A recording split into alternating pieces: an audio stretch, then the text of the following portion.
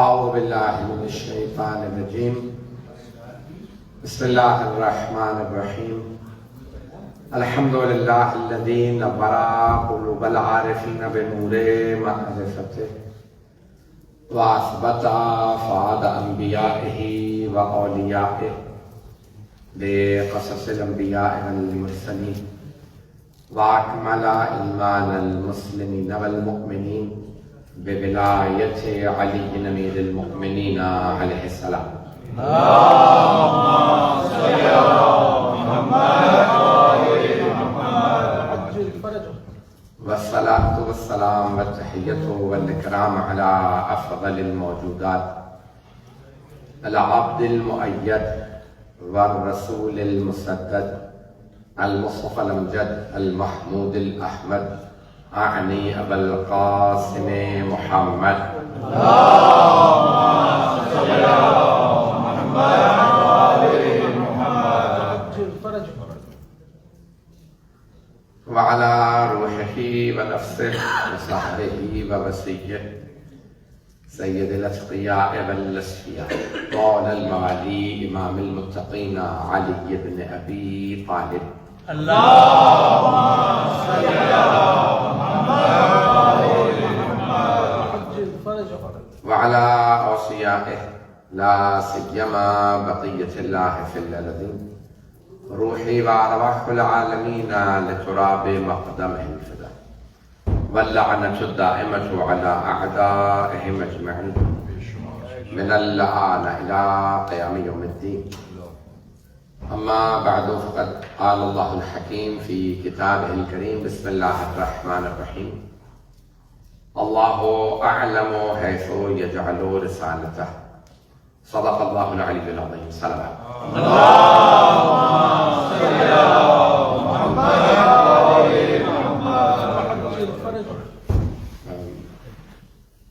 امام محمد تقی علیہ السلام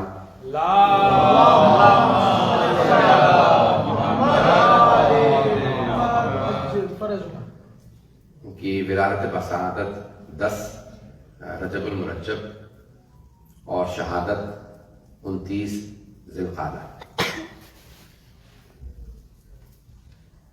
ایک بنا پر روایت رجب میں بھی شہادت کی تاریخ ہے لیکن زیادہ مستند یہ ثقات کی تاریخ. ائمہ علیہ السلام میں جو 11 امام ہمارے شہید ہیں ان میں جو سب سے کم سن تھے شہادت کے وقت وہ امام محمد تقی الجواد علیہ السلام صرف 25 برس اور 3 مہینے اور چند دن کے تھے. شیعہ عقیدہ یہ ہے کہ امام وقت ولادت ہی امام ہے، یعنی جب دنیا میں تشریف لاتے ہیں تو امام ہی آتے ہیں، کے امام نہیں بنتے. عصمت یہ ایک بحث سن لیجیے گا. عصمت یا درجہ عصمت یا درجہ امامت نبوت یہ درجات اکتسابی نہیں ہیں، بے شک بے شک بے شک تحصیلی نہیں ہیں، یعنی یہ حاصل نہیں کیے جاتے. جیسے ہم لوگ پڑھتے ہیں ہم نے بی حاصل کر لیا، ایم اے حاصل کر لیا، پی ایچ ڈی کر لی، تعلیم حاصل کر لی، ایک مقام حاصل کر لیا. نبوت کا رتبہ تحصیلی نہیں ہے، اکتسابی نہیں ہے، یہ اچیو نہیں کیا جا سکتا، یہ حاصل نہیں کیا جا سکتا. یہ نہیں ہے کہ آپ اتنی محنت کریں گے پھر آپ ایک دن نبی بن جائیں گے. یہ نہیں کہ انسان اتنی محنت کرے گا اس کے بعد رسول بن جائے گا یا امام بن جائے گا. اللہ نے جنہیں چنا ہے وہ انہیں ویسا ہی بنا کے بھیجتا ہے.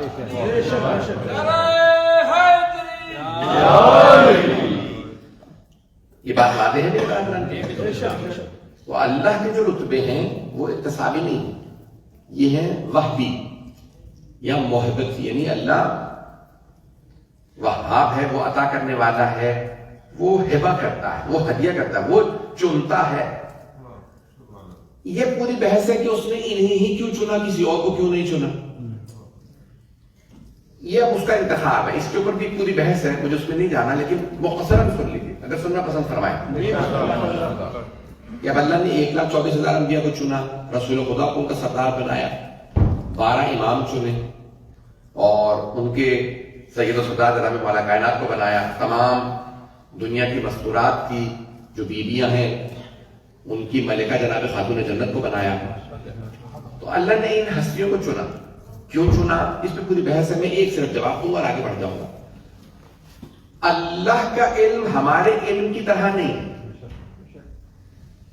ہم جب تک نتیجہ نہ دیکھ لیں ہم بتا نہیں سکتے کہ یہ آدمی کیسا رہے گا. جب تک ہمارے سامنے نتیجہ نہ ہو، انجام نہ ہو، ہم نہیں کہہ سکتے کہ اس کا یہ کیسے آدمی پروگرس کرے گا، یہ بچہ آگے کیا بنے گا. ہم جب تک انجام نہ دیکھیں. اللہ سبحانہ و تعالیٰ کے لیے انجام دیکھنا ضروری نہیں ہے. اس کا علم لامحدود ہے. وہ پہلے سے جانتا ہے کون کیسا ہوگا. بے شک بے شک بے شک. اگر وہ سب کو ایک خط میں کھڑا کر دیتا اور کہتا سب میری اطاعت کے لیے مقابلہ کرو، مسابقہ کرو، دوڑ لگاؤ، تو جو سب سے آگے چلے جاتے وہ یہ 14 ہوتے جنہیں اللہ نے چنا ہے. بے شک بے شک بے شک. ان 14 سے افضل کوئی نہ ہو. اب بات پہنچ گئی نہیں؟ بے شک بے شک. مجھے نہیں معلوم میں پہنچا پا رہا ہوں. یہ کہ ان 14 سے افضل کبھی کوئی نہ ہوتا.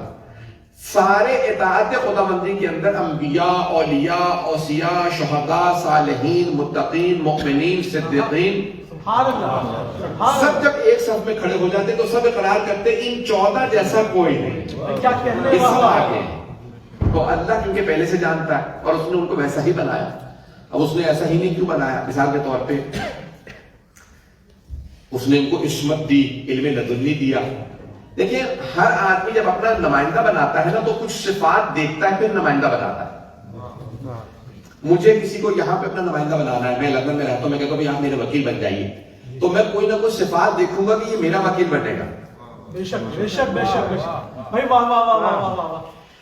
میں ایک دنیا کا اتنا سا آدمی ہوں، مجھے اپنا نمائندہ بنانا ہے تو میں بھی صفات تلاش کروں گا. کیا کہنے والا. اور اگر اللہ سبحانہ و تعالیٰ کو اپنا نمائندہ بنانا ہو، سبحان اللہ سبحان اللہ. کسی کو حجت بنانا ہو، امام بنانا ہو، تو کیا صفات تلاش کرے گا؟ جو اللہ کا نمائندہ ہو. بے شک بے شک بے شک. تو اللہ اپنے نمائندے کے اندر کچھ صفات چاہتا ہے کہ یہ صفات ہوں جسے نمائندہ بناؤ. ہر آدمی ہر ایرا اللہ کا نمائندہ نہیں بن سکتا.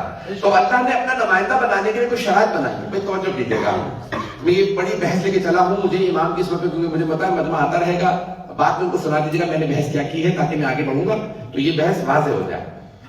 یہاں پہ کیوں یہ ساری بحث کر رہا ہوں کہ آپ کو واضح ہو جائے گا. تھوڑی توجہ کیجیے گا، یہ کیوں بحث ضروری ہے پیش کر رہا ہوں.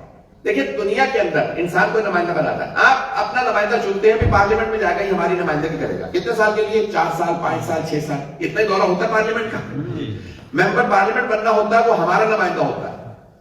پارلیمنٹ کا ممبر ہمارا نمائندہ ہوتا ہے. تو ہم اپنا نمائندہ جب چنتے ہیں تو کہتے ہیں بھائی اس میں تعلیمی لحاظ سے گریجویٹ ہو، اتنا پڑھا لکھا ہو، یہ صادق و امین ہو. پاکستان کے اندر جو قانون کانسٹیٹیوشن بنایا نا تو اس قانون میں نام رکھا ہے صادق و امین. صادق و امین ہو، اس میں وہ کیا کہتے ہیں صادق و امین سے مراد کیا ہے؟ یعنی اس کی کرپشن نہ ہو، یہ سابقہ چور چکار نہ ہو. پتہ نہیں لوگ ہیں یا نہیں ہیں. جب پاکستانی بیٹھے ہو تو پہنچ جائیں گے، جو حضرات پاکستانی نہیں ان کے تھوڑی سی مشکل ہوگی. تو پاکستان کے اندر قانون یہ ہے کہ اس کی جو ہے وہ سابقہ ہندوستان کے اندر نہیں ہے. میں طنز نہیں کر رہا ہوں، میرے ہندوستان کے بھائی بیٹھے اور بھی خدا کا ہے، میں سیاست نہیں پڑھ رہا، میں طنز نہیں کر رہا ہوں. یہ ساکت نہیں ہے. ہندوستان میں ایک آدمی جیل میں ہو وہاں سے بھی الیکشن لڑ سکتا ہے. بتا دیں آپ صحیح. ہندوستان میں جیسے پاکستان کے انہوں نے کبھی ہم مسلمان ملک بنے ہیں، ہم ایک اسلام کے نام پہ ملک بنے ہیں تو ہمارا کچھ قانون ہونا چاہیے. تو مشرف کے زمانے میں قانون بنا تھا کہ نہیں گریجویٹ ہو، بعد میں ان کو ہمارا کہا کہ نہیں گریجویٹ شرط نہیں ہے کیونکہ آدھے سے زیادہ پولیٹیشین کے گریجویٹ نہیں. ایسا ہے یا نہیں بھائی؟ یہاں پہ میں اپنے بھائی دیکھ رہا ہوں کوئٹہ کے جو اس زمانے میں وزیر اعلیٰ تھا، میں نے نام نہیں لیا تھا، آپ لوگ پہنچ گئے نا، تو اس سے کہا کہ بھئی آپ کی تو جو ایم اے کی ڈگری نکلی ہے وہ جعلی ہے. اس نے کہا بات سنو، ایم اے ہوتا ڈگری ہوتی ہے، اصلی جعلی کچھ نہیں لکھا. میں نے جہاں سے بھی دی ہو پرچہ اصلی ہے، کوالیفیکیشن اصلی ہو نہ ہو. لوگ پہنچ رہے ہیں یا نہیں پہنچ رہے؟ عزیزان گرامی، ہم اپنا نمائندہ بناتے ہیں تو کہتے ہیں اس کی تعلیم اتنی ہونی چاہیے، صادق و امین ہونا چاہیے، سابقہ چور نہ ہو. یہ ہمارا نمائندہ ہے. پھر بیت المال کا ذمہ دار بنے گا. پیسے پہ سانپ بن کے نہ بیٹھے, عوام کا پیسہ ہے ان پہ خرچ کرے. یہ ہمارا نمائندہ اتنی شرائط. اور اگر اللہ کا نمائندہ ہو تو اللہ یہ نہیں کہے گا گریجویٹ ہو, اللہ کہے میرا نمائندہ علم لدنی کا مالک. ولی نے کتنا انوکھا ولی بنایا, ولی نے کتنا انوکھا ولی بنایا ہے جو چاہ کہتے محمد ولی بنایا. یہ دیکھ کر اکثر ہے سوچنا پڑتا وہ آپ کیسا ہے جس نے ولی بنایا. توجہ فرمائے نہیں رہا. تو اللہ کا نمائندہ ہو, اللہ کسے نمائندہ بنائے گا تو وہ صفات دیکھنے کے بعد بنائے گا. صادق و امین دنیا کہے گی, اللہ کہے گا مجھے معصوم نمائندہ چاہیے. علم لدنی کا مالک ہو, کردار میں عصمت کبریٰ کا مالک ہو. عادل کافی نہیں ہے. توجہ دیکھیں, یہ آج دنیا اعتراض بھی کرتی ہے بھائی فلاں سیاستدان پکڑا گیا, اس کے اندر یہ خامی تھی, اس نے یہ برا کام کیا, پیسے چرا لیے. کیوں؟ یعنی دنیا کے نمائندے بھی چاہتے ہیں ہمارا نمائندہ عادل ہو, عادل ہو. اللہ کہہ رہا عدالت کافی نہیں, جو میرا نمائندہ ہوگا اس کے لیے عصمت شرط ہے, اسے معصوم ہونا چاہیے. کیا کہنے والا ایسا گرامی ہم کہتے ہیں کہ نہیں یہ بخیل نہ ہو, دنیا کا پیسہ بیت المال لیے بیٹھا کہ دنیا پہ خرچ کرے. اللہ کہہ رہا کافی نہیں ہے, میرا نمائندہ سخی ہونا کافی نہیں, کریم ہونا ضروری ہے. کریم ہونا ضروری ہے. یہ اللہ کا نمائندہ ہے. میں یہ صفات بتا رہا ہوں کہ اللہ کے نمائندے میں کیا صفات ہونی چاہیے. ایسا گرامی ہمارا عقیدہ یہ ہے کہ امام بچپنے سے امام ہوتے ہیں, دنیا میں آتے ہیں تو امام ہوتے ہیں. جب اللہ انہیں خلق کرتا ہے تو امام ہی بناتا ہے, معصوم ہی بناتا ہے, علم لدنی کا مالک ہی بناتا ہے. وہ دنیا میں آ کے سیکھتے نہیں ہیں, سیکھے سکھائے آتے ہیں. بات پہنچ رہی ہے. وہ دنیا میں آتے ہی کہتے ہیں جو پوچھنا ہے پوچھ لو. وہ دنیا میں آئیں گے تو قرآن کی تلاوت کریں گے, وہ دنیا میں آئیں گے تو فوراً سلام کا جواب دیں گے. میں اشارہ کر کے آگے بڑھ رہا ہوں کہ مولا کائنات نے جناب سرور کائنات کے ہاتھوں پہ آنے کے بعد کا السلام علیکم یا رسول اللہ ہے نا ذہنوں کے اندر. یہاں تک کہ بہت بڑے جلیل القدر چھٹے امام کے صحابی وہ کہتے ہیں کہ میں نے دیکھا کہ امام ایک ہمارے میں بچے سے باتیں کر رہے ہیں. میں ہنسنے لگا کہ مولا یہ کیا کر رہے ہیں آپ, پورا مدینہ کہتا ہے کہ آپ سے زیادہ کوئی قابل نہیں ہے, آپ بچے سے باتیں کر رہے ہیں. امام نے کہا خبردار, یہ بچہ نہیں ہے, یہ میرے بعد تمہارا امام ہے. یہ بچہ عام بچہ نہیں ہے, حجت خدا کا ایک مرتبہ میری ساری ہنسی اڑ گئی. بڑے امام کے ماننے والے تھے لیکن سادگی تھی کہ مولا بچے سے آپ باتیں کر رہے ہیں, وہ باتیں جو مجھے بھی سمجھ میں نہیں آ رہے. اتنی مشکل گفتگو, عربی کی بات نہیں ہے, یعنی جو گفتگو تھی وہ اتنی علمی تھی کہ سمجھ نہیں آ رہی تھی. مولا نے کہا سنو اس کا جواب کیا ہے. کہ جب میں نے سننا شروع کیا تو کہ ہمارے سے بچے کا کلام اتنا مشکل تھا جو کیا کہنے والا میری پہنچ سے والا تھا. کہ مولا یہ بچہ کون ہے؟ کہ یہ موسیٰ بن جعفر, یہ موسیٰ کاظم علیہ السلام ہے. اللہ نے گرامی امام علیہ السلام کا مقام جو میں پیش کرنا چاہ رہا ہوں. تو ہمارا عقیدہ یہ کہ امام جب آتے ہیں تو امام آتے ہیں. لیکن سب سے بڑا جو مسئلہ ہے کہ یعنی نویں امام علیہ السلام کا کہ ان کا جو دور امامت ہے وہ ہوتا ہے شروع جب امام علیہ السلام کم سن ہے, یعنی تقریباً 8 یا 9 برس. 9 برس کے امام علیہ السلام جیسے ہی 8ویں امام کی شہادت ہوئی تو فضل ابن شاہدان یہ امام کے اصحاب تھے جو امام کے چاہنے والے, وہ کہتے ہیں کہ ہم 7-8 افراد بیٹھے تھے, اتنے میں امام کی شہادت کی خبر آئی, سب رونے لگے, گریہ کرنے لگے. ان میں سے ایک نے کھڑے ہو کے کہا کہ بھئی امام کے بعد اب امام کون ہے؟ امام نے اعلان کس کا کیا؟ کہا امام نے اپنے بیٹے امام محمد تقی علیہ السلام کی امامت کا اعلان کیا. حضرت فضل ابن شاہدان رضی اللہ عنہ کہتے ہیں کہ جیسے ہی انہوں نے کہا نا کہ امام محمد تقی علیہ السلام, تو کہا ایک صاحب کھڑے ہوئے, کہا وہ تو نابالغ ہیں, وہ تو بھی 8-9 برس کے ہیں, تو جب تک وہ بالغ ہوں گے تب تک کون امام ہوگا؟ نماز پڑھانے والے کے لیے بھی شرط ہے کہ بالغ ہو.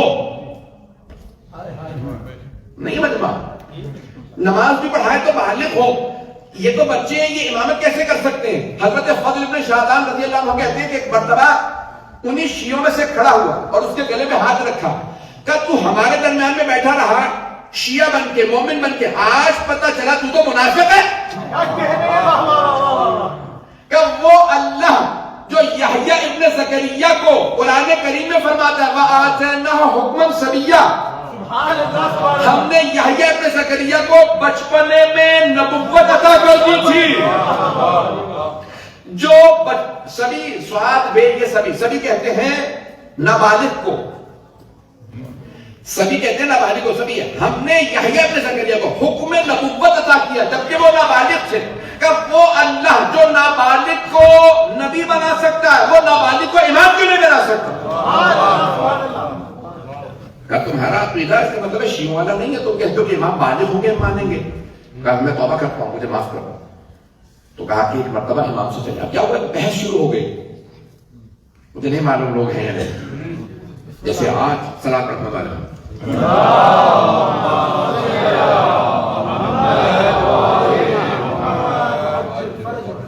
دیکھیں ہم تو اس دور میں آئے ہیں نا کہ وہ دور وہ آ چکا دور ہمارے لیے مسئلہ نہیں۔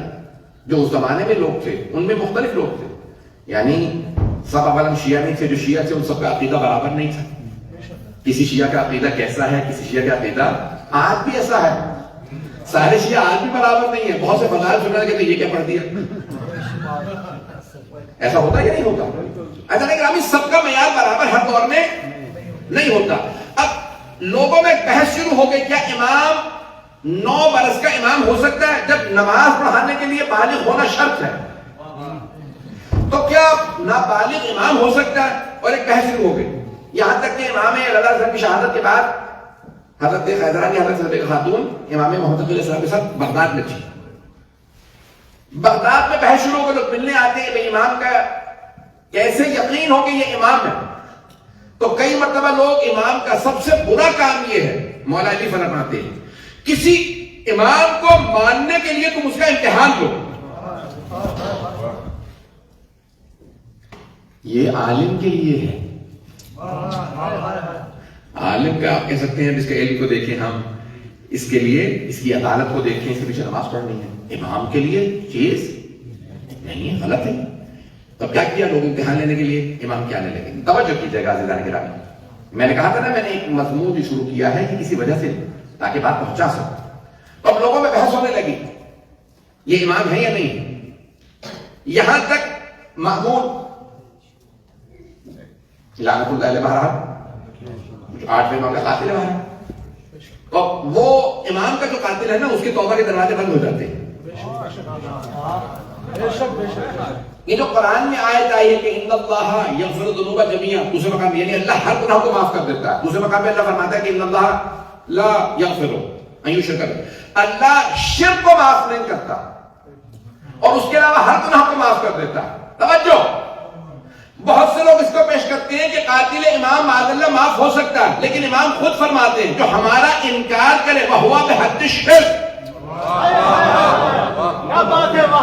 سارا مطلب نہیں ہے، کچھ لوگ پہنچ گئے، امام فرماتے ہیں ہمارا انکار شرک کے برابر ہے، مطلب ہے سارے مطلب کی توجہ ہو، کچھ لوگ پہنچ گئے، امام فرماتے ہیں ہمارا انکار قاتل نہیں،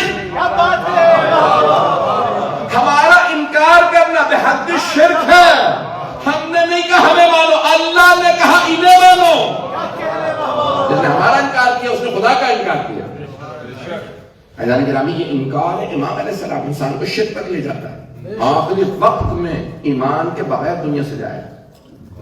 اور قرآن کریم کی ایک اور آیت پیش کر دوں، میں نے ایک بحث پیش کی ہے، دوسری بھی بحث کہ من قتل مؤمنا متعمدا، یہ سورہ نساء کی 2 آیات ہیں آگے پیچھے، قتل عام تو قتل خطا، ایک ایکسیڈنٹل جس کو انگلش میں کہتے ہیں کہ مین سلوٹر، اور ایک ہے فرسٹ ڈگری مرڈر۔ لو جنہوں نے پڑھا ہوا وہ پہنچ جائیں گے، کیا ایک آپ عمدن قتل کرتے ہیں انٹینشنل مرڈر، اور ایک ہوتا ہے ایکسیڈنٹل، کار ایکسیڈنٹ ہوا گاڑی کے نیچے آ کے آدمی مر گیا، اس میں وہ ڈیسائیڈ کرتے ہیں کہ بھئی یہ آپ کے اس میں کتنی غلطی تھی، پھر وہ مین سلوٹر میں آتا ہے، اسے کہتے ہیں قتل خطا۔ اسلام نے قانون دیا ہے، برٹش نے مانا، پھر دنیا میں لاگو کیا۔ میرے ایک دوست ہیں انہوں نے پی ایچ ڈی کی، وہ کہتے ہیں کہ میں نے criminal law, British criminal law پڑھا، برٹش آپ کو پتا نا کہ کرمنل لا ہے، سول لا جو اس کا پورا، تو اس کے اندر سولیسیٹر بنتے ہیں، بیرسٹر بنتے ہیں، کرمنل لا جو ہے بیرسٹر دیکھتا ہے۔ وہ کہتے ہیں میں نے برٹش کرمنل لا پڑھا، اس کو اسلام سے کمپیئر کیا تو پتا چلا 80% جو برٹش کرمنل لا ہے وہ اسلام سے لیا گیا، اور سول لا کے بھی زیادہ 60% سے زیادہ اسلام سے لیے گئے ہیں۔ عزیزان گرامی، ساری دنیا برٹش قانون کو مانتی ہے، دو ہی دنیا کے تو بڑے لیگل سسٹم ہیں، برٹش اور فرینچ۔ جو امریکن ہے وہ ان دونوں کو ماڈیفائی کر کے بنایا گیا۔ تو عزیزان گرامی، دنیا کے اندر برٹش نظام چلتا ہے اور انہوں نے اسلام سے لیا، چاہے اسلام کا نام نہ لے لیکن اسلام کے قوانین کو لاگو کیا۔ اب یہ جو دور آیا، پوری بحث شروع ہوئی، پہنچ رہے ہیں اللہ کے نہیں؟ تو اب یہ امام کا جو قاتل ہے، من قتل مؤمنا متعمدا فجزاؤہ جہنم خالدا فیہا، جو ایک مؤمن کو عمدن قتل کرے، فرسٹ ڈگری مرڈر یعنی قتل کرے جانتے پوچھتے ہوئے، تو اس کی سزا جہنم ہے، ہمیشہ ہمیشہ کے لیے وہاں رہے گا۔ وَلَعَنَهُ اللَّهُ، اللہ اس پہ لعنت بھیجے گا اور وہ ہمیشہ جہنم میں جلایا جائے گا۔ کون؟ ایک عام مومن کا قتل کرنے والا، عام مومن کا قاتل ہو تو ہمیشہ جہنم میں رہے، اللہ اس پہ لعنت کرے۔ اور اگر کوئی امیر المومنین کا قاتل ہو،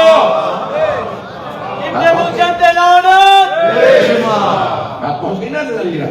یہ کہتے ہیں کہ نہیں اللہ کے شرک کے علاوہ ہر گناہ معاف ہو جاتا ہے۔ یہ قرآن کی آیات ہے، یا آپ آیات کو آپ آئسولیٹ کر کے مت دیکھیے، قرآن کی آیات کو ساتھ رکھنے کے بعد تفسیر دیکھیے۔ اللہ گرامی، اب یہ مامون قاتل امام تھا، اسے سکون نہیں ملتا، اسے کبھی بھی سکون نہیں ملتا۔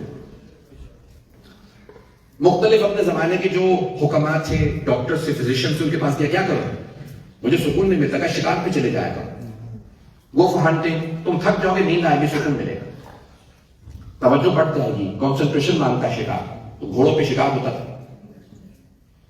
تو اس نے ایک مرتبہ اپنے دربار سے کہا، وزیر سے کہا، سپاہیوں سے کہا، یہ پورا لشکر تیار کرو، ہمیں شکار پہ جانا ہے۔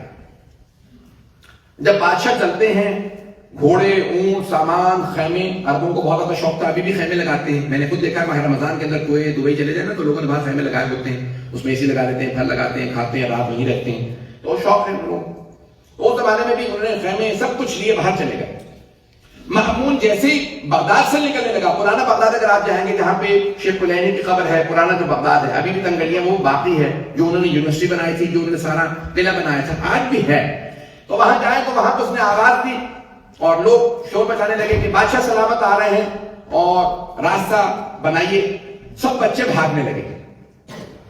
مأمون نے دیکھا کہ ایک بچہ گلی کے کنارے پہ کھڑا اور وہ بھاگ نہیں رہا۔ اس نے کہا گھوڑے کو روکو، میں اس بچے سے بات کرنا چاہتا ہوں۔ اس بچے کا نہ بھاگنا بتا رہا ہے یہ کسی کرار کی نسل سے ہے۔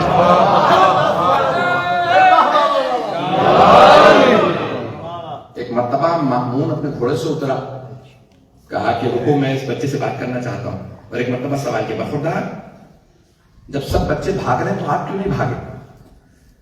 تو امام علیہ السلام نے ایک مرتبہ مأمون کو دیکھا، کہا 3 وجہ سے نہیں بھاگا۔ ایک نابالغ بچہ 3 وجوہات پیش کرے اپنے نہ بھاگنے پہ۔ مأمون ایک مرتبہ سب پٹانے لگا، پریشان ہونے لگا کہ یہ بچہ 3 دلیلیں رکھتا ہے اپنے نہ بھاگنے پہ۔ کہ فرمائیے کیوں نہیں بھاگے؟ امام نے کہا پہلی دلیل، یہاں پہ رکنے سے تیرا راستہ نہیں رک رہا، میرے یہاں کھڑے ہونے سے تیرا راستہ نہیں رک رہا، راستہ ہے تو میں بھاگوں کیوں؟ دوسرے، میں نے کوئی جرم نہیں کیا، بھاگتے مجرم ہیں، بے خطا بے گناہ نہیں بھاگتے۔ میں بے خطا ہوں، میں بے گناہ ہوں، میں پاک ہوں، میں نہیں بھاگا۔ اور تیسری وجہ یہ ہے، مجھے تجھ سے حسن ظن تھا کہ شاید تو معصوموں کا قتل نہیں کرتا ہوگا۔ توجہ، امام نے کہا مجھے تجھ سے حسن ظن تھا، ہے نہیں، مجھے تجھ سے حسن ظن تھا کہ تو معصومین کا قتل نہیں کرتا ہوگا۔ کچھ دیر امام دیکھتے رہے، وہ بھی پریشان ہونے کا کیا بات کہی ہے۔ امام نے کہا یا تو نے ایسا بھی کر دیا، یعنی امام نے اسے انڈائریکٹ انداز سے کہا تو معصوم کا قاتل ہے۔ ایک مرتبہ اس نے فوراً سوال کیا، میں نے کہا کون ہے، کیا نام ہے آپ کا؟ امام نے کہا انا علی بن محمد، میں انا محمد بن علی، میں محمد بن علی۔ تو ایک مرتبہ اس نے سوال کیا کون سے علی کے بیٹے ہیں؟ کہا علی ابن موسیٰ الرضا۔ میں علی ابن موسیٰ رضا علیہ السلام کا بیٹا ہوں. کہا وہ خراسان والے؟ یعنی وہ پہنچ گیا تھا. امام نے کہا ہاں وہی میرے بابا تھے. ایک مرتبہ اس کے ہاتھ کانپنے لگے, اس نے امام کا ہاتھ چھوڑا, پیچھے ہٹا, کہا آپ کا چہرہ بتا رہا کہ آپ انہی کے بیٹے ہو سکتے ہیں. امام کے چہرے پہ وہ جو جلال, وہ جو ہیبت, وہ جو نور, فوراً گھوڑے پہ سوار وہ شکار پہ چلا گیا. واقعہ ذہنوں میں مجھے جو اشارہ کرنا ہے, مجھے جو چند اس کے بعد امام کے مناظر ہیں ان کو پیش کرنا. یعنی اللہ سبحانہ و تعالیٰ جسے نمائندہ بنا ہے وہ کیسا ہوگا, میں اپنے نوجوانوں کے لیے, بچوں کے لیے خاص طور سے پیش کرتا ہوں. اس نے اپنے عقاب کو, آپ بھی دیکھیں کہ اگر آپ تو عرب کی اکثر تصویریں ہوتی ہیں ایگل کے ساتھ یا شیر کے ساتھ, یہ ان کے دو شوق تھے, یہ شطرنج. تو اب انہوں نے کیا کیا کہ ایک اپنے عقاب کو اس نے اڑایا ایک دراج کے پیچھے. دراج کے پیچھے گیا, آنکھوں سے اوجھل ہو گیا, نہ دراج نظر آ رہا ہے نہ عقاب. بہت دیر بعد عقاب واپس آیا. جب واپس آیا تو اس کے منہ میں, چونچ میں ایک مچھلی تھی, چھوٹی مچھلی, فش لے کے آیا. یہ کیا تعجب کی بات ہے, عقاب ہوا میں گیا ہے, دور دور پانی نہیں ہے, اور یہ مچھلی لے آیا. یہ مچھلی کہاں سے آئی؟ سب لوگوں سے پوچھنے لگا, کہ ہمیں تو نہیں معلوم. کہا ٹھیک ہے میرے عجائب گھر میں میوزیم میں رکھنا, مچھلی نیچے لکھ دینا یہ مامون خلیفہ کا عقاب ہوا سے مچھلی لے کے آئے. شکار سے واپس آنے لگا, پورے رات سے ایک ہی بات سوچ رہا ہے, یہ مچھلی آئی کہاں سے؟ لوگ کیسے کیسے بادشاہ بن گئے تھے, کیسے کیسے لوگ خلیفہ بن گئے تھے, جواب آتے نہیں تھے. تو ایک مرتبہ پریشان حیران پورے راستے بغداد پہنچے. ایک مرتبہ اس کے آدمی نے اعلان کیا, لوگوں تیار ہو جاؤ, بادشاہ سلامت خلیفہ وقت تشریف لا رہے ہیں. ایک مرتبہ سب بچے بھاگنے لگے. دیکھا امام محمد علیہ السلام گلی کے کنارے پہ کھڑے ہیں, اور ایک بکری کا کان پکڑ کے بار بار اسے سجدہ کروا دیا کہ اسجد للہ, اللہ کو سجدہ کر, اللہ کو سجدہ کر.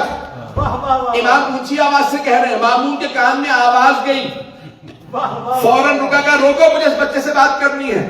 کہا آپ بکری سے کھیل رہے ہیں, Are you playing with the goat? امام علیہ السلام نے جواب دیا, وما خلقنا للعب واللعب, ہمیں کھیلنے کودنے کے لیے خلق نہیں کیا گیا. We have not been created for playing and wasting time. ہمیں کھیلنے کودنے کے لیے خلق نہیں کیا گیا. تو ایک مرتبہ اس نے پریشان ہو کے سوال کیا, پھر کیا کر رہے ہیں آپ؟ اگر کھیلنے دے بکری کے ساتھ تو کیا کر رہے ہیں؟ امام نے ایک مرتبہ جواب سنیے کہ میں اپنے انداز سے پیش کروں. امام نے فرمایا, سرکش جانوروں کو خدا کا سجدہ کروانا ہمارے بچپنے کا کھیل ہے. جب جوان ہوتے ہیں تو ظالموں کو خدا کے سامنے جھکاتے ہیں. اس نے فوراً سوال کیا, کیا آپ نماز پڑھتے؟ امام نے کہا ہاں. کہا کیوں؟ آپ تو بالغ نہیں ہیں. جب بالغ نہیں ہے تو آپ پہ نماز واجب نہیں ہے. امام نے کہا جب پتہ ہے کہ نماز واجب ہے تو پھر واجب ہے. نہیں ہے لوگ, ہمارے اصول فقہ کا مسئلہ کہ ایک آدمی کو تب تک ایک واجب معاف ہے جب تک اسے علم نہ ہو. اور یہ مسئلہ کہاں سے آیا؟ امام محمد تقی علیہ السلام سے آیا. امام نے سمجھایا جب تک کسی مسئلے کا علم نہ ہو. آپ کو علم بھیگنیا نے کانورٹ ہے, اسے نہیں معلوم کہ مثال کے طور پہ چکن کو ذبح کریں تو حلال ہے. اس نے کہا بھی چکن حلال بتایا تھا, میں تو کھا رہا ہوں. کہ ذبیحہ نہ ہو تو نہیں کھا سکتے, کہ آج سے نہیں کھاؤں گا. اب تک کا معاف ہے کیونکہ اسے علم نہیں تھا. جب انسان کو کسی چیز کا علم نہ ہو تو وہ گناہ معاف ہے. امام نے کہا دیکھ جب علم ہے کہ نماز واجب ہے تو واجب ہے, تو اور ہے ہم اور ہیں. ہمارا علم اور ہے, ہماری واجبات اور ہیں, ہماری عبادات اور ہیں. اور پھر امام نے اس کو فوراً ایک بچے کا جیسے جواب ہونا چاہیے وہ بھی دیا تاکہ یہ امامت کا دشمن نہ بن جائے. امام نے کہا اس لیے بھی نماز پڑھ لیتا ہوں کہ میں دیکھتا ہوں میری والدہ جب آگ جلانے لگتی ہے نا تو بڑی لکڑیاں فوراً آگ نہیں پکڑتی. big wood does not catch fire. چھوٹی چھوٹی لکڑیاں میری والدہ جلاتی ہیں, پھر بڑی لکڑیاں اندر ڈالتی ہیں. تو میں اس لیے نماز پڑھتا ہوں کہ تجھ جیسی بڑی لکڑیوں کو جہنم میں ڈالنے سے پہلے اللہ کہ چھوٹی چھوٹی لکڑیاں تیار نہ کرے تاکہ تو صحیح جلے. یعنی امام نے اس کو انڈائریکٹلی کہا تو جہنمی ہے. بہت بڑا یہ دماغ تھا اس کے لیے کہ امام علیہ السلام نے اس کو کہا کہ تو جہنمی ہے. ایسا کہ ایک مرتبہ اس نے امام علیہ السلام کو دیکھا اور پھر ایک مرتبہ مجمع کو دیکھا. ایک آدمی سے کہا کہ مجھے اس بچے کا عنوان چاہیے, پتہ چاہیے کہ کہاں رہتے ہیں اور ان کو ہمارے دربار میں لے کے آنا. اس دن تو امام علیہ السلام اپنے گھر چلے گئے. اس نے ایک مرتبہ اپنے دربار میں بلایا. کہا میں اپنی بیٹی کی ام حکم کی ان سے شادی کرنا چاہتا ہوں. سارے بنی عباس میں بحث شروع ہو گئی کہ بھئی یہ شہزادی، تیری بیٹی شہزادی ہے اور یہ تو ایک یتیم بچہ ہے، تو بچے سے کیوں شادی کر رہا اپنی بیٹی کی؟ اس نے کہا تمہیں نہیں معلوم، یہ بچہ نہیں ہے، یہ عام بچہ نہیں ہے، تم جو تمہارا سب سے بڑا عالم ہے اسے مقابلے کے لیے، مناظرے کے لیے لے آؤ. تو جو مفتی اعظم تھا اس زمانے کا، مفتی اعظم سمجھتے ہیں، گرینڈ مفتی جو بھی کہہ لیجیے نا، جو سب سے قابل عالم تھا، اس کا نام تھا یحییٰ بن اقصی. یحییٰ بن اقصی کو لایا گیا، کبھی آپ 70 برس سے زیادہ تھا، اوور 70 اس کی ایج تھی. کہا تم آؤ امام سے آ کے مناظرہ کرو، کیونکہ امام ہے، امام کا نام محمد ابن علی الجواد ہے، تم آؤ. جب مامون نے بلایا امام علیہ السلام کو تو امام علیہ السلام بہت کم سن تھے، امام کی بٹائی بھی نہیں آئی تھی. تو کہا کہ بھئی آپ کے لیے کرسی لگوا دوں، تخت لگواؤں؟ امام نے کہا نہیں، ممبر لگواؤ، ہمارے جب رسول خدا کا ممبر ہے اور میرے دادا امیر المومنین ممبر پہ آیا کرتے، میرے لیے ممبر لگواؤ. ممبر لگوایا گیا. امام امامہ قبا پہنے ہوئے تھے، ممبر پہ تشریف لائے اور ایک مرتبہ مجمع کو دیکھا. مجمع نے کہا ہم نے اس سے زیادہ پرنور آج تک بغداد میں کوئی ہستی کو نہیں دیکھی جو بغداد میں اس سے زیادہ پرنور ہو. امام علیہ السلام بیٹھے تھے، لوگ سوالات کر رہے تھے، اتنے میں یحییٰ بن اقصی آ گئے. یحییٰ بن اقصی نے دیکھا، کہا میرا کس سے مناظرہ ہے؟ تو مامون نے کہا محمد ابن علی الجواد سے. اس نے ایک مرتبہ امام علیہ السلام کو دیکھا کہ اس بچے سے میرا مناظرہ ہے؟ تمہیں پتا میں سب سے بڑا عالم ہوں بغداد کا، مجھ سے زیادہ کوئی قابل نہیں. بڑے بڑے مفتی میرے شاگرد نے کہا لیکن یہ بچہ بھی بہت قابل ہے. اس نے ایک مرتبہ امام کو دیکھا کہ یہ بچہ تو دیکھنے میں ہی معصوم سا لگتا ہے، معصوم بات انوسنٹ کو بھی کہا جاتا ہے، انفیلیبل نہیں. اس نے کہا یہ انوسنٹ بچہ ہے، اسے کیا پتا، اسے کیا علم ہے؟ امام نے کہا یحییٰ بن اقصی تو پہلے سوال کرے گا یا میں پہلے سوال کروں؟ پتہ نہیں لوگ ہیں، تو پہلے سوال کرے گا میں پہلے سوال کروں؟ اس نے ایک مرتبہ دیکھا کہ اس بچے کو اتنا یقین ہے اپنے علم، اس نے سوچا کہ ٹھیک ہے پہلا سوال میرا. اس نے تمام ابواب فقہ اپنے ذہن میں لے کے آیا. فقہ کے ابواب ہے، کتاب الطہارہ ہے، صلاۃ ہے، زکوٰۃ ہے، خمس ہے، جہاد ہے، حج ہے، امر بالمعروف نہی عن المنکر ہے، متاجر ہے، تجارت کا باب ہے، اجارے کا باب ہے، نکاح کا ہے، طلاق کا ہے، دیات کا ہے، قصاص کا ہے، حدود ہیں، قضا ہے، شہادات ہیں. 56 چیپٹرز ہیں ہمارے، باب ہیں فقہ میں. توجہ ہو، اس نے سوچا سب سے جو ڈیفیکلٹ باب ہے وہ کون سا ہے، سب سے مشکل. سوچنے کے بعد اس نے کہا کہ حج سب سے مشکل. حج میں سب سے مشکل کیا ہے؟ اس نے کفارات. ابھی بھی بڑے بڑے علماء کے پاس چلے جائیں نا، کہیں گے کہ یہ ہو گیا مجھ سے، بتائیے مجھے بکرا دینا ہے، گائے دینی ہے یا اونٹ دینا ہے، یا مثال کے طور پہ استغفار پڑھنی ہے، تو فوراً یاد نہیں آتا. سب کے کفارے الگ الگ ہیں. تو 25 چیزیں حرام ہو جاتی ہیں حالت احرام میں. احرام جب باندھ لیتے ہیں، توجہ ہے یا نہیں؟ جب احرام باندھتے ہیں تو 25 چیزیں حرام ہو جاتی ہیں، کہتے ہیں تروک، ان کو ترک کرنا واجب ہے. تو کہا یہ تروک ہے. تو اس نے ایک مرتبہ سوچا کہ سب سے مشکل حج، اور حج میں سب سے مشکل کفارہ. تو اس نے کہا ٹھیک ہے کفارے کا سوال کر لیتا ہوں، بچے کو کیا پتا ہو. تو اس نے اپنا جیسے سوچ رکھا. اس نے کہا برخوردار یہ بتائیے، اگر محرم کہتے ہیں حالت احرام میں، حاجی حج پہ گئے ہیں نا، یہ احرام باندھتے ہیں، جب احرام باندھ لیتے ہیں تو کہلاتے ہیں محرم. محرم یعنی جو حالت احرام میں. کہ اگر محرم شکار کر لے، ہنٹنگ، اسلحہ لگانا، شکار کرنا حرام ہے حالت احرام میں. کہ اگر محرم شکار کر لے تو کفارہ کیا ہے؟ مجمع سارا کا سارا جیسے آپ خاموش ہیں، پریشان حیران. انہوں نے کہا اتنا مشکل سوال کر لیے تو ہمیں نہیں آتا. کہ مفتی صاحب کو سوچنا چاہیے تھا، بچے سے مناظرہ کر رہے تو لحاظ رکھتے، یہ تو ہمیں نہیں آتا. خلیفہ صاحب کو سوچنے لگے کہ اس کا تو جواب دے بھی نہیں آتا. کیسے کیسے لوگ خلیفہ کفارے بھی نہیں جانتے اور خلیفہ.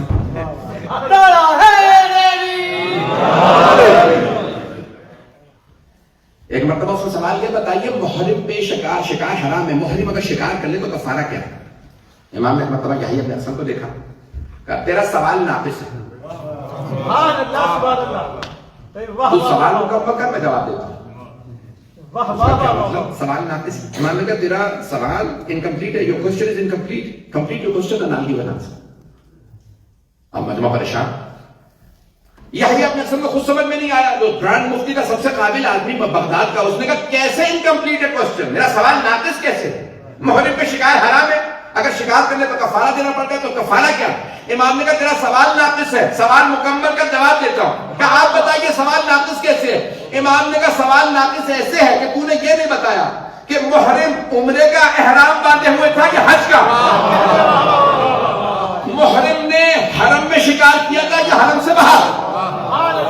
پہلی مرتبہ شکار کیا تھا یا پہلے بھی شکار کر چکا تھا؟ مسئلہ جانتا تھا یا نہیں جانتا تھا؟ آزاد تھا یا غلام تھا؟ بالغ تھا یا نابالغ تھا؟ اور اس نے جب شکار کیا تھا تو جانور کا شکار کیا تھا یا پرندے کا؟ اگر جانور کا شکار کیا تھا، جانور بڑا تھا یا چھوٹا تھا؟ رات میں شکار کیا تھا یا دن میں؟ شکار کے بعد پشیمان تھا، شرمندہ تھا یا نہیں؟ دانا تھا یا نادان؟ امام نے اس کے ایک سوال سے 13 سوال نکالے۔ امام نے کہا بتا تیرا سوال کیا؟ اس نے ایک مرتبہ کچھ دیر امام کو دیکھا کہ مجھے خود نہیں پتا۔ امام نے ایک مرتبہ مامون کو دیکھا کیسے پہلے کہہ کے سوال مکمل کرے میں جواب دوں گا۔ مامون نے بڑی دھیمی آواز میں کہا کیا ان سب چیزوں کے کفارے الگ الگ ہیں؟ امام نے کہا کہ مجھے کل تنہائی میں بتائیے کہ مجھے خود نہیں پتا۔ آج شیعہ اور سنی دونوں میں یہ جو کفارات ہیں وہ ایک 9 برس کے امام کے بتائے ہوئے ہیں۔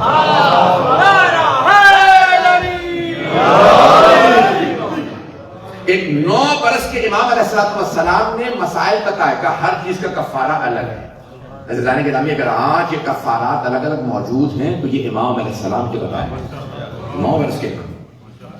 عزیزان گرامی ایک مرتبہ اس نے جب امام علیہ السلام کے ذہن میں واقعہ وقت تمام ہو چکا ہے تو امام علیہ السلام نے پھر الگ الگ بتایا۔ اس نے کہا کہ میں نے آپ سے استفادہ کیا، میں نے آپ سے سیکھا۔ امام نے کہا میرے سوال کی باری؟ وہ پریشان ہوا، اس نے کہا انہوں نے میرے سوال کا یہ حال کیا، یہ جب سوال کریں گے تو میرا حال کیا کریں گے؟ کہا دیکھیں اگر مجھے جواب آتا ہوا تو جواب دوں گا، نہیں تو پھر آپ سے استفادہ کروں۔ امام نے بڑے ہی متانت سے، امام نے کہا میں تو بچہ ہوں، بچپنے کا سوال کروں گا۔ امام نے آسان بنا کہا یہ بتا ایک مرد نے خاتون کو دیکھا تہجد کے وقت،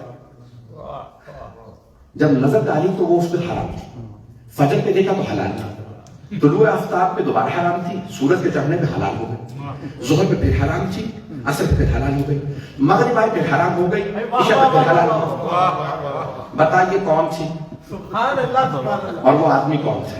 اس نے کہا میں ایسے کسی مرد اور عورت کو نہیں کرتا جو صبح سے تہجد سے لے کے عشاء تک اتنی دفعہ حلال حرام ہوتا ہے، یہ کیسے ممکن ہے؟ امام نے کہا ہے مجمع میں کوئی جو اس سوال کا جواب دے سکے؟ کسی کے پاس علم ہے؟ سارے مجمع نے ایک مرتبہ کہا کہ ہم میں سے کوئی نہیں جانتا، ہم آپ سے سیکھنا چاہیں گے۔ امام نے کہا جب تہجد پہ دیکھا وہ کسی اور کی قمیص، فجر پہ اس نے اس قمیص کو خرید لیا، طلوع آفتاب پہ آزاد کے دوبارہ حرام ہو گئی، اس نے سورج کے چڑھتے ہوئے اس سے عقد کر لیا، حلال ہو گئی، ظہر پہ اس نے اس سے زہار کیا، زہار حرام، اس سے وہ حرام ہو گئی، زہار کا کفارہ دیا، حلال ہو گئی۔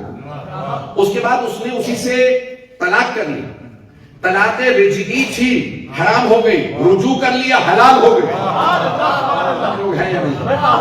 جب امام نے باریکیاں بتائی تو سارا مجمع کھڑا ہو گیا اور کہنے لگا اللہ اکبر، یہ 9 برس کا بچہ شریعت محمدی کو ایسے جانتا ہے کہ محمد مصطفیٰ پہ نہیں، اس بچے پہ شریعت نازل ہوئی۔ امام علیہ السلام نے ایک مرتبہ سر اٹھایا کہ جو سوال کرنا کر لو۔ مامون نے کہا کہیے سلونی سلونی۔ امام نے کہا نہیں کہوں گا سلونی سلونی، کیونکہ میرے جد امیر المومنین نے فرمایا، لیکن میں ان کے علم کا وارث ہوں، جس نے جو پوچھنا ہے پوچھ لو، میں علی کا بیٹا۔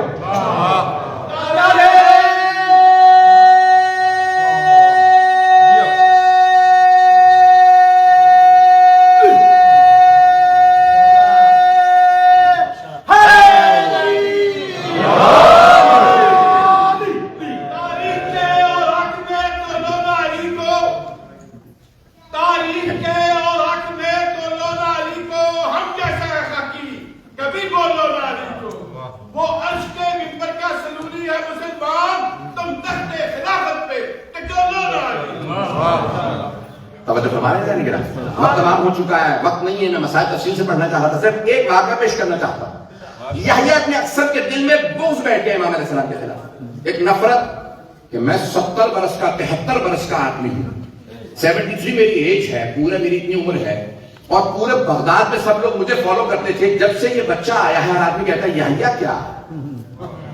ایک مرتبہ ذرا بچے کے پاس جاؤ تو صحیح. اب سمجھ میں آیا امام حسن حسین کم سن تھے.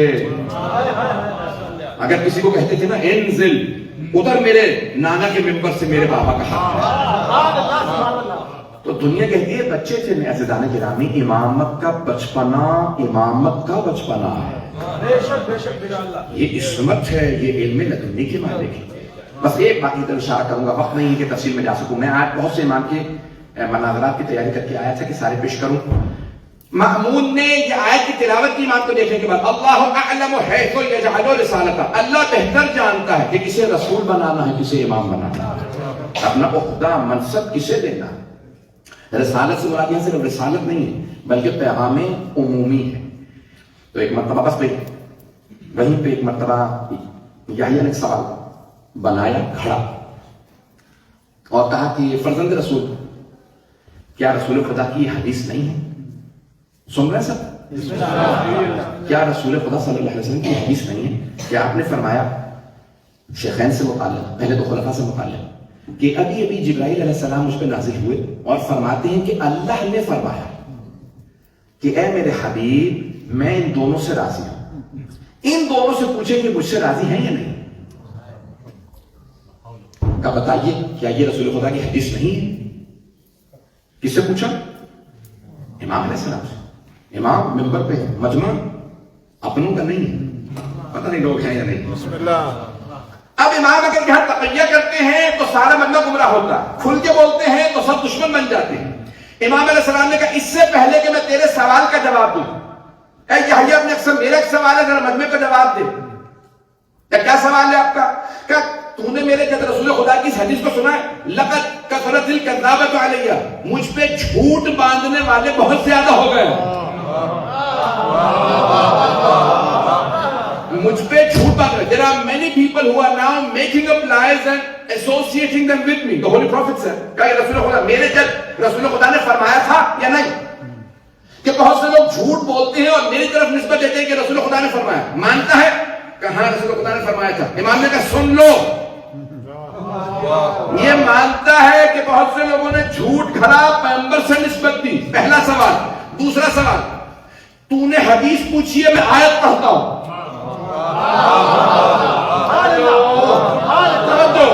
امام نے کہا تو نے حدیث پوچھی ہے میرے جد کی کہ میرے آیا آپ کے جد رسول خدا نے یہ حدیث فرمائی یا نہیں؟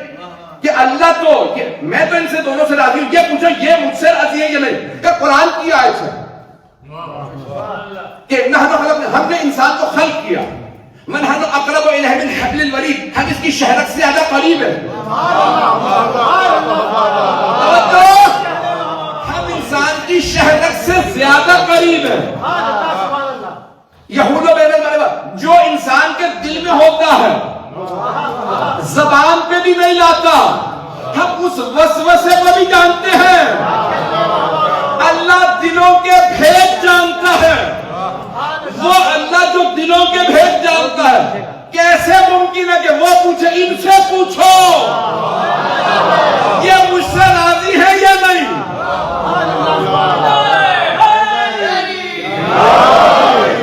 بات پہنچی جانے کے نام دیکھیں اس کو کہتے ہیں امامت. امام علیہ السلام نے کہا تو نے جو سوال جو حدیث کھڑی ہے یہ قرآن کے خلاف ہے.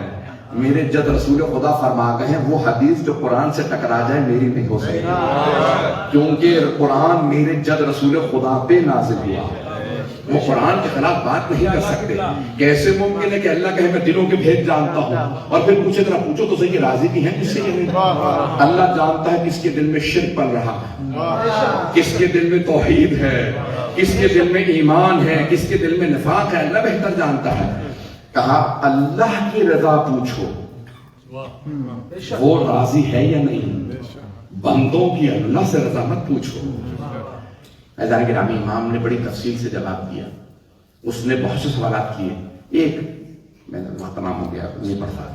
بسم اللہ ایک پیش کروں. دیکھیں میں نے جو آج مناظر تیار کی تو اس میں کثرت سے سوالات ہیں.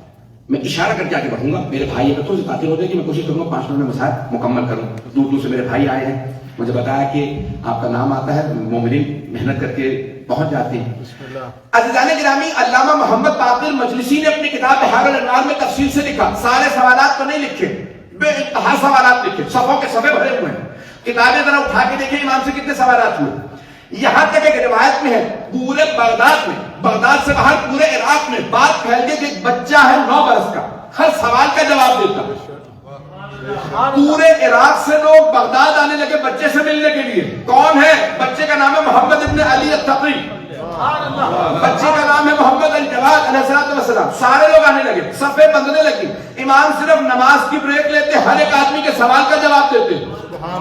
کئی دن گزر گئے, امام مختصر سی نماز کی بریک لیتے, تھوڑا سا آرام کرتے, اس کے بعد لوگوں کے سوال 16,000 پریشان ہے لوگ. 16,000 سے زیادہ سوالوں کے جواب امام نے دیے. علامہ مجلسی کہتے ہیں ایک ہفتے امام بیٹھ کے سوالوں کے جواب دیتے رہے. کہتے ہیں پھر بھی لوگ کہتے ہیں ممکن نہیں ہے 16,000 لوگوں کے سوال کے جواب دے. علامہ نے لکھا, کہتے ہیں کہ 3 افراد 4 افراد ایک ہی بستی سے آئے, پہنچے, امام نے کہا جائز ہے چلو. کہا لیکن آپ نے سوال نہیں سنا. امام نے کہا کیا تم بغداد کے قریب سبحان اللہ سبحان اللہ وہ جو بستی ہے وہاں سے نہیں چلے, کہاں وہیں سے چلے.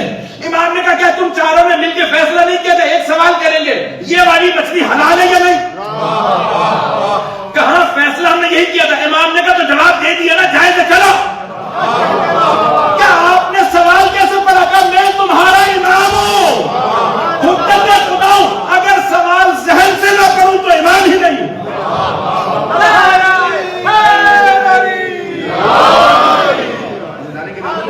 16,000 سوالوں کے جواب ایک نشست میں دی. کئی دن تک بیٹھے رہے لوگ, صفے باندھ کے آئے, کھڑے رہے. ایک بچہ ہے جو ہر سوال کا جواب دیتا ہے. ایک بچہ, عزیزان گرامی, پورے عراق میں پورے عراق کے اندر ایک بہت بڑا ہلکا مچ گیا ہے. کسی آدمی نے سوال کیا, قرآن کی یہ آیت ہے کہ جنت والوں کو جب جو کھانا ملے گا وہ تازہ ہوگا. میرے بھائی نے کہا تھا ایک سوال اور پیش کر دیجیے, جو کھانا ملے گا ہمیشہ تازہ ہوگا, جب پہلے سے موجود ہے تو تازہ کیسے. سوال سمجھ میں آئے. وہ تو بھی متشابہ ہے, فوراً جو چاہیں گے اس وقت مل جائے گا. جنتی بھی کن فیکون کی منزل پہ آ جائے گا, کہے گا ہو جا کھانا, ہو جائے گا, اسے اسی وقت کھانا مل جائے گا. کیسے ہوگا کہ تازہ, پہلے سے ہے بھی اور تازہ بھی ہے. امام نے کہا دنیا میں ہر جگہ پہ آگ موجود ہے. کبھی تم نے سنا کوئی آدمی کہتا ہے یہ آگ باسی ہے؟ آگ ہمیشہ تازہ ہوتی ہے. کہ اللہ نے جب دنیا میں مثالیں رکھی, کا کوئی اور مثال دیجیے. امام نے کہا خاک, جہاں مٹی ہوگی تیمم کے لیے ہمیشہ خاک تازہ ہوتی ہے.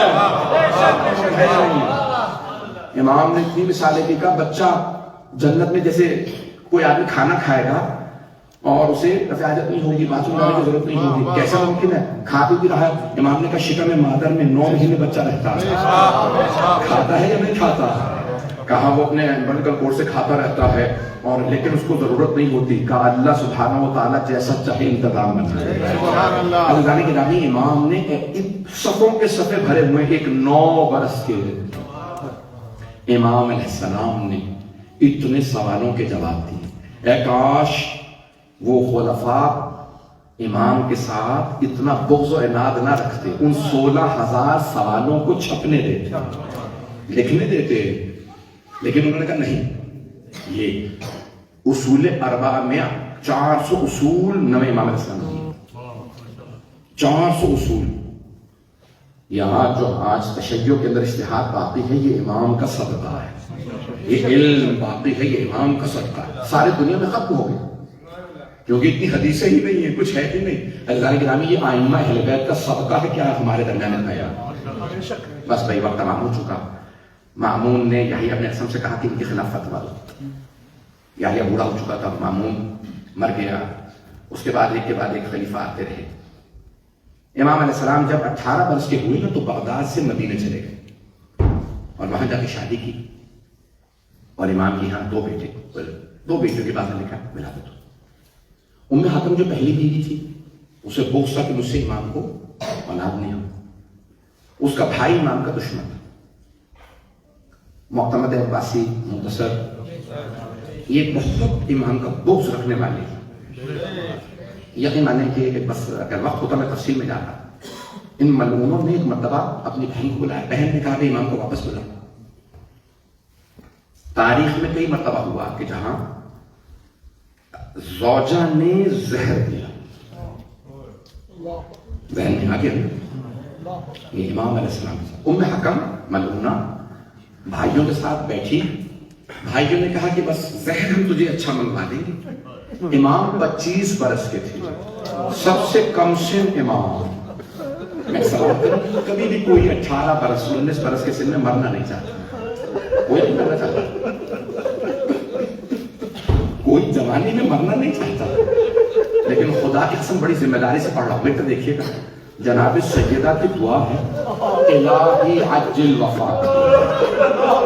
پروردگارہ مجھے موت بھیج دے, میں جینا نہیں چاہتی. مجھے میرے بابا کے بعد اتنا ستایا ہے مسلمان. پروردگارہ میں جینا نہیں چاہتی. الہی عجل وفات. میں نے بڑے بڑے علماء سے تحقیق کر کے سوال کیا ہے کہ آقا کہ بیوی کی دعا مستند ہے یا نہیں ہے. یہ کتابوں میں جو آئی سب نے کہا مستند ہے. پر میں اپنے بابا کے پاس جانا چاہتا ہوں. یہ علی مجھے میرے بابا کے پہلو میں رکھنا دیکھیں. بس بیوی تو دیکھیے گا. نہیں تو آنکھیں بند کر کے ذرا مدینے چلیے گا. ایک بیوی وہاں دنیا سے جا رہی ہے اور ایک اور ماں مدینہ میں بیٹھی ہے. قریب میں ایک پوتا ہے. پوتے کا نام ہے علی ابن محمد النقی علیہ السلام. امام علی نقی علیہ السلام نے بڑے ڈھکے چھپے انداز سے اپنی ماں سے اپنی دادی سے فرمایا کہا دادی اماں لگتا میرے بابا کی شہادت ہونے والی. 25 برس کا بیٹا ہوتا تو ماں سے برداشت نہیں ہوتا. ماں تو رکھنے لگی. حضرت صدیقہ خاتون کہنے لگی بیٹا ایسا مت کہو. بیٹا آپ کے بابا نے مجھ سے کہا آپ امامت کے وارث ہیں. بیٹا ایسا نہ کہو, میرا بیٹا 25 برس کا ہے. میرا 25 برس کا جوان بیٹا ہے.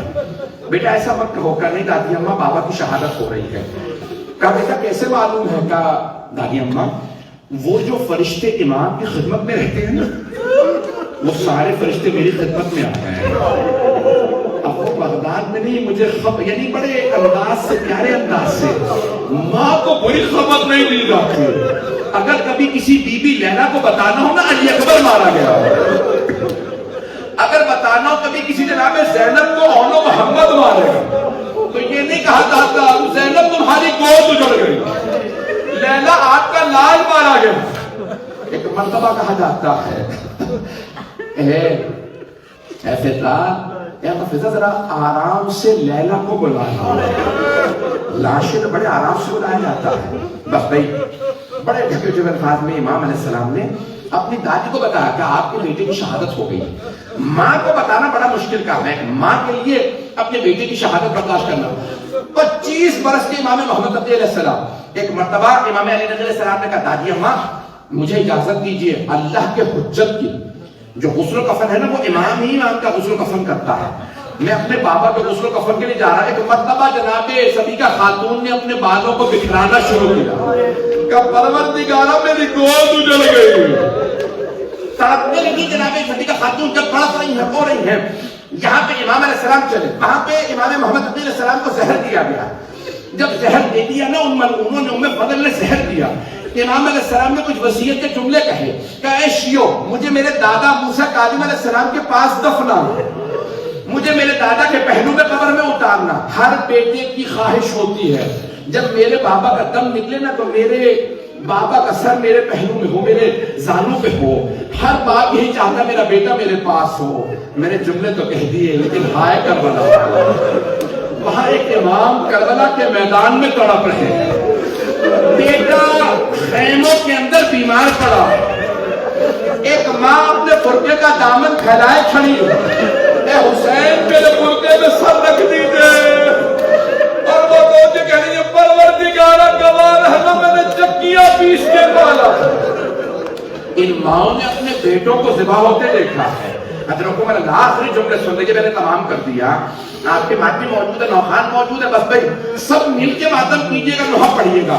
ہر آنکھ کوشش کریے گا ایک چھوٹا سا بھی آنسو آ رہا ہے. ایک 25 برس کے امام کا جنازہ ہے. آئے امام علیہ السلام جانتے کتنے برس کے تھے؟ 7 برس کے تھے. کبھی آپ نے دیکھا 7 برس کا بچہ غسل دے رہا ہو؟ امام علیہ السلام آئے، اپنے بابا کو غسل دیا، کفن دیا.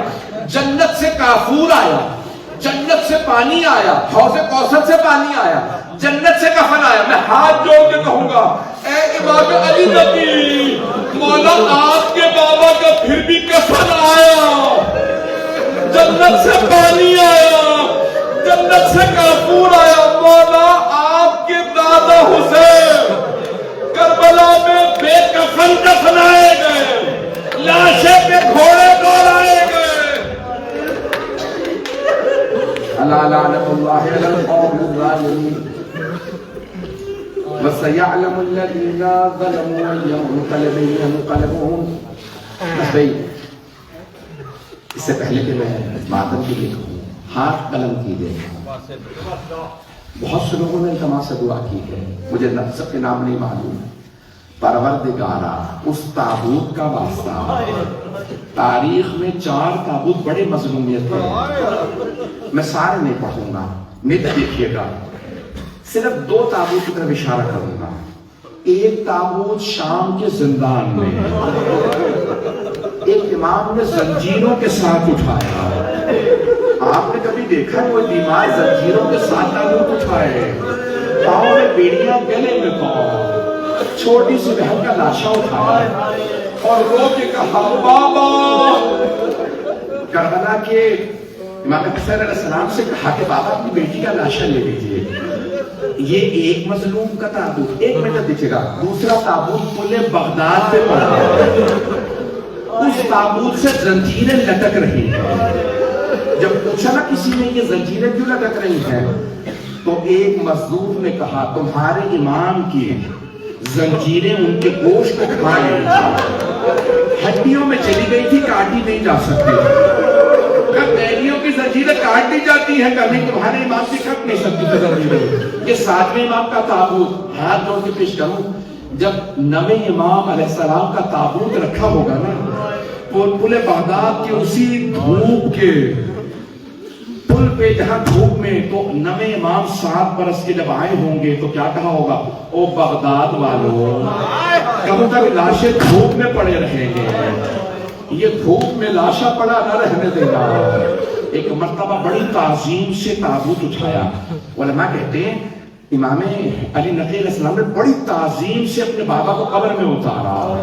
امام کا بچپنا بھی ہونا تو بڑی شجاعت و طاقت ہوتی ہے. میں ہاتھ باندھ کے کہوں گا مولا پھر بھی آپ نے تنہا اپنے بابا کو تابوت سے نکالا اور قبر مطہر میں بڑی تعظیم سے اتارا. لیکن مولا جب مولا سجاد کربلا آئے تھے نا تو انہوں نے چٹائی بچھائی تھی، چٹائی پہ لاشا رکھا. بنی اسد نے پوچھا کہتی کیا کر رہے ہیں؟ کب میرے لاشا کے بابے، میرے بابا کے لاشے پہ گھوڑے دوڑائے، میں آزاد کو جمع کر رہا. بڑے مسائل کے ساتھ 4تھے امام نے امام حسین کا تابوت رکھا. پروردگارہ تجھے واسطہ ان مظلوم ائمہ علیہ السلام کے تابوتوں کا، مجھے واسطہ ائمہ علیہ السلام کی عظمتوں کا. ہمیں زندگی میں بار بار امام محمد علیہ السلام کی زیارت نصیب فرما، آخرت میں ان کی شفاعت نصیب فرما، دشمنان اہل بیت کو نیست و نابود فرما، داعش و طالبان کو آل سعود کو غارت فرما. پروردگار سب افغانستان میں، پاکستان میں، عراق میں، شام میں، بحرین میں، یمن میں، ایران میں، لبنان میں ہے، فلسطین میں، حجاز میں، پروردگارہ کشمیر میں، ہندوستان میں بھی مسلمانوں کے حالات بہت سا خراب ہے، سب کی حفاظت فرما. پروردگارہ بہت سے لوگوں نے التماس سے دعا کی، سب کی دعا مستجاب فرما. بے اولادوں کو اولاد عنایت فرما. آج کے اس دن کے صدقے میں ہمیں یہ شہادت کاظمین میں مجلس کرنا نصیب فرما. پروردگارہ ہماری گنہگار آنکھوں کو امام زمانہ کا ظہور دیکھنا نصیب فرما. ربنا تقبل منا انك انت السميع العليم بحق محمد وآله الطيبين الطاهرين المعصومين. بعد حسین